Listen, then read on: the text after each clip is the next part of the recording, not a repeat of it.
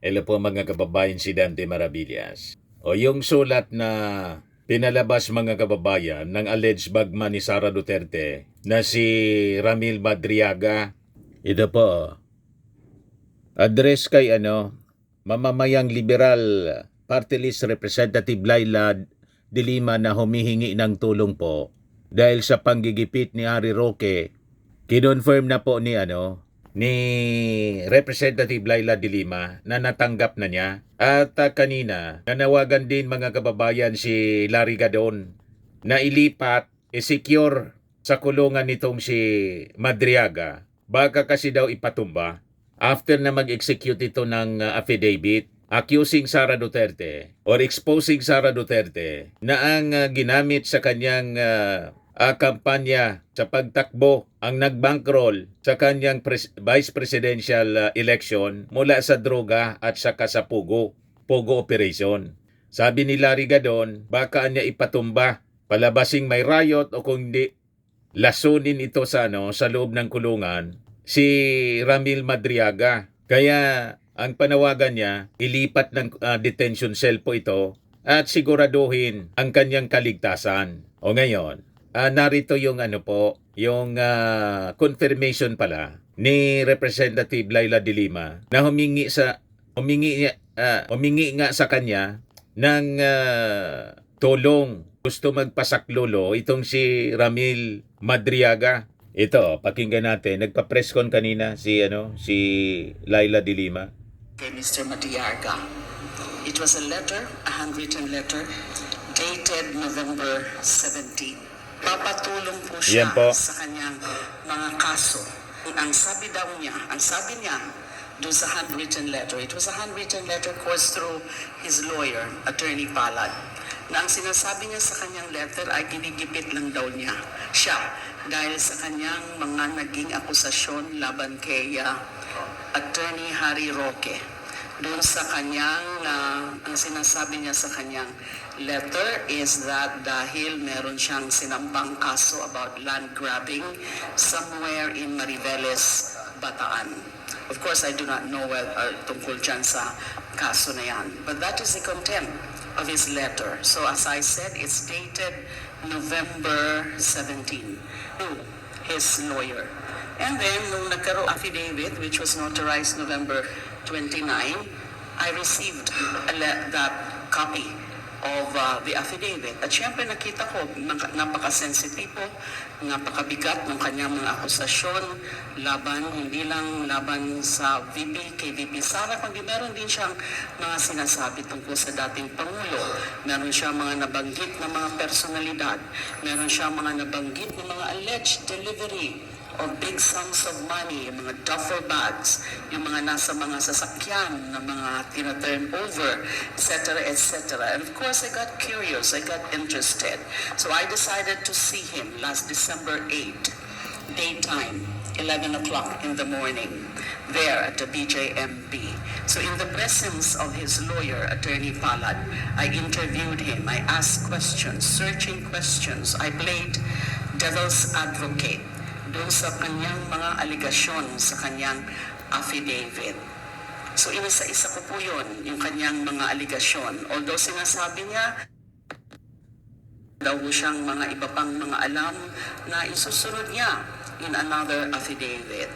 And then, syempre, kasi ako po bilang abogada, and bilang dating Justice Secretary, sanay naman po ako na nag-handle ng mga ganitong bagay. Pero dahil nga po mga seryoso ang mga akusasyon, kailangan pong sinusuri ito ng maigi. Kailangan nagiging maingat, lalo na nga po na meron akong sariling personal na experience na yung mga nag-akusa sa akin ay mga laway lang.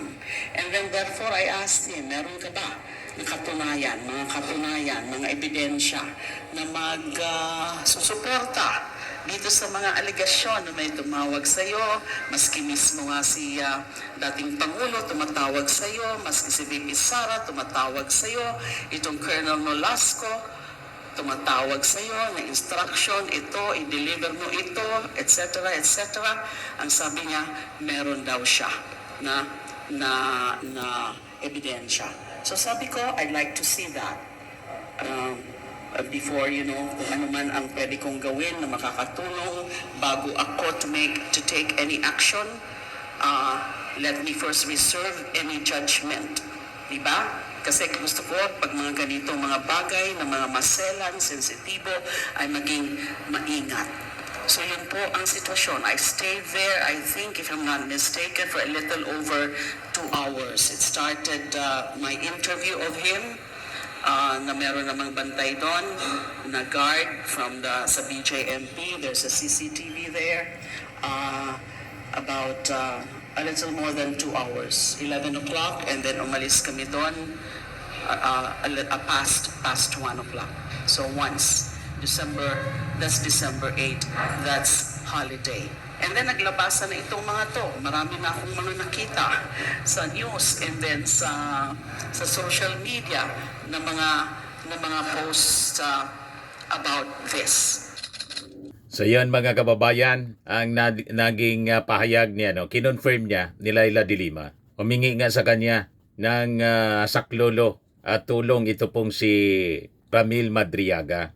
O ngayon, idagdag ko na lang itong balita kasi may wish para sa Merry Christmas si Sara Duterte. And hindi lang sa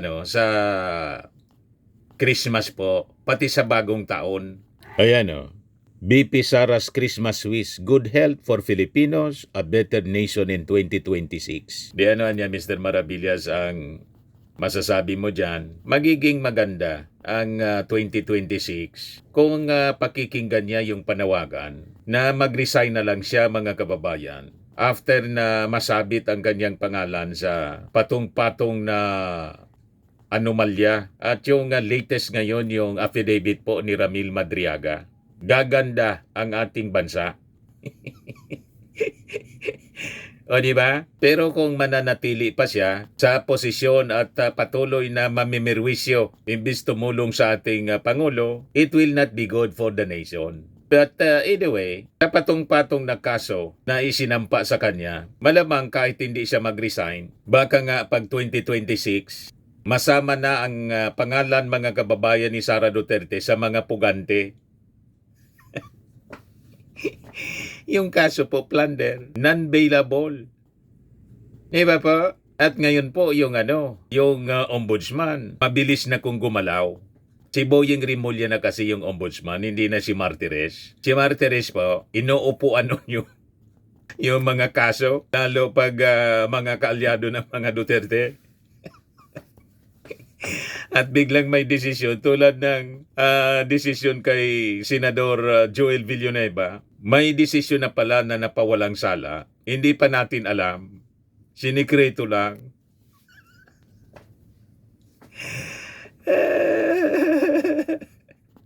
O di ba po, mga kababayan? But anyway, i-share ko sa inyo kung ano itong Christmas wish ni Sara Duterte. Kasama yung kanyang tatay na nagi ng karton. Karton na lang, mga kababayan, si Digong. So ang wish niya daw, yung hindi nabibili ng pera, good health. Yan sabi niya, if it is something that is very precious to everyone, and I hope that you will always be in good health. In fact, President Duterte is worried about you. Kita ninyo? Confirm po. Nasa mabuting kalagayan si Digong. Maganda ang kanyang ang estado ng kanyang pag-iisip. Bakit natin nasabi? Worried pa nga para sa mga Filipino. So binuking uli ni Sara Duterte yung mga depensa ng kanyang abogadong si Kaufman. Ang sabi, unfit for trial. Dahil po sa kanyang kalagayan, dahil sa sinasabi nilang debilitating mental condition. Worried pa nga po eh. O diba? Sabi pa ni Sara, but we should always pray to God that it will happen for our country, a better 2026 for the Philippines.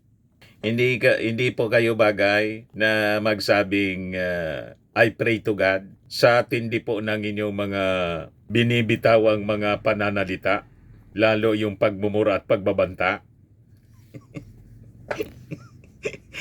Di ba ba? Hindi bagay na lumalabas sa inyong bibig ang salitang I pray to God. Di ba po mga kababayan? So sabi pa niya, alam ninyo, I'm truly blessed as a politician kasi kahit anong paninira ng mga kalaban sa akin, nandyan pa rin yung taong bayan. The supporters from 2015, from 2016, from 2019, from 2020, nandyan pa rin kayo, sabi ni Sarah. And then, how to discern ano yung paninira at ano yung katotohanan. Kung konti naman lang po yung natitira, yung mga nauuto pa rin. Kasi kung marami, di sana yung mga attempts ninyong people power, destabilization, di nagtagumpay na sana. Di ba? Nakaupo na sana kayo. Patapos na yung taon 2025. Si PBBM pa rin yung Pangulo. Di ba po mga kababayan? Kaya malabo na yung dating mga supporters niya. Sana yung 32 million, lumabas na sana para patalsikin yung ating Pangulong Bongbong. Kaya tama yung ating mga analysis mga kababayan. Yung 32 million, 31 million Marcos supporters. Kaya natira kay Sara, mga more or less 1 million na lang, mga kababayan. Kaya kahit anong banta nila at attempt na iupo si Sara, hindi mangyari po. Bumisita kami sa Palasyo Malacanang last week para doon sa balik sigla, bigay saya ng ating Pangulo. Confirm si PBBM pa rin yung presidente. Ang nakikita natin, tuloy-tuloy ang pagserbisyo ng ating Pangulo. Napakasipag ng ating Pangulo. Laging pinagkakaguluhan ng mga bata po. Ayan yung ating Pangulo.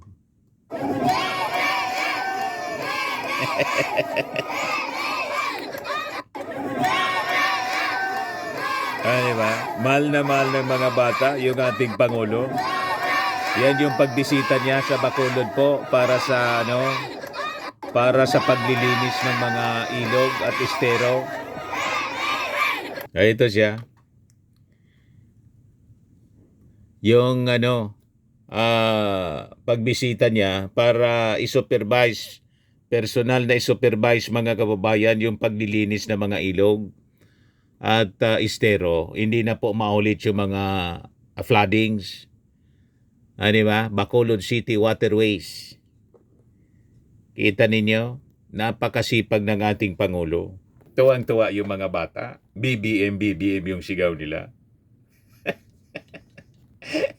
Kaya masama yung loob ng mga DDS po. Hindi nagbabago yung pagmamahal ng mga mamamayang Filipino. Si Sara, ikot sa iba-ibang bansa kasi yung mga ilang OFW na lang yung nauuto. Pati yung mga pumupunta doon sa Dahig, kumunti na lang mga kababayan, kumunti na po sila. Kasi pagod na po. Pagod na sila sa mga pinagagawa ni Sara. At lalo na mga kababayan ngayon, mismong yung kanyang kumpare para ngayon ni Sara Duterte, itong si Ramil Madriaga. Yan post ni Antonio Montalvan, isa pong journalist. Sabi niya, Sara Duterte and Man Scarpio have 4 children known by ocean-themed nicknames. Micaela, Maria, or Sharky, adopted daughter nila. Mateo Lucas, Stingray. Marco Digong, Stonefish. And another unnamed child, all sharing aquatic nicknames as a theme chosen by their mother. The godparent of the youngest is Ramil Madriaga. If the DDS think that is fake news, the church baptismal record is available. Sabi ni Antonio Montalvan. So si Ramil Madriaga, kumpare, godparent ng youngest ni Sara Duterte. So very close sila, mga kababayan. Kaya pala doon sa mga balita, mga pictures na kumakalat, makikita ninyo yung closeness talaga. May mga video call po. Yan Facebook account dito mismo, mga kababayan ni Ramil Madriaga. September 29, 2021. Oh. Video call nila ni Sara Duterte. Oh. Yan, sabi ng abogado ni Ramil Madriaga, feeling niya napabayaan siya, inabandon na siya ng mga taong tinulungan niya. Ito yung post ni Montolfo. Ayon sa aking Little Birdie, dumadalaw si BP Sara kay Ramil Madriaga, isang detainee sa BGMP NCR Jail sa Camp Bagong Diwa, Bikutan, sa 10 oras ng gabi. Bakit 10 oras ng gabi at hindi sa araw? Ani tweet, si Madriaga ay acquitted sa kasong kidnapping ng Supreme Court noong 1997 pero sinampaan siya muli ng kidnapping kaya't siya'y nakakulong mula noong 2023. Ang kasong kidnapping for ransom ni Madriaga ay nililitis pa ng Regional Trial Court kaya siya nakakulong dahil ang kidnapping ay walang piyansa. Ang tanong, ano si Madriaga kay Sara? Yan ba? Drugs Pogos funded BP Duterte's 2022 campaign, sabi po ni Madriaga. Kaya sabi ni Attorney Larry Gadon, importante niya i-secure. Itong si Madriaga, baka lasunin doon sa loob ng ipatumba sa loob ng kulungan. So anyway, subaybayan na lang natin yung mga developments ng balitang yan, mga kababayan.